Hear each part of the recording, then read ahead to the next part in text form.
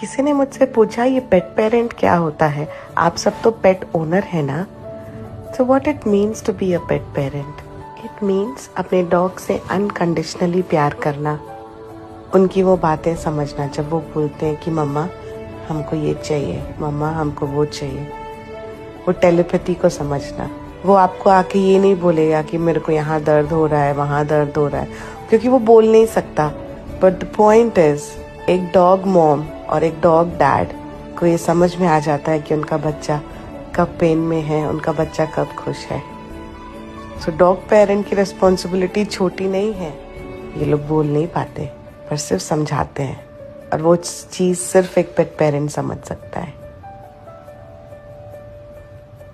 तो thank you to all the pet parents जो अपने बच्चों की बातें समझते हैं और अपने बच्चों से बहुत बहुत बहुत प्यार करते हैं। किसी ने मुझसे पूछा ये पेट पेरेंट क्या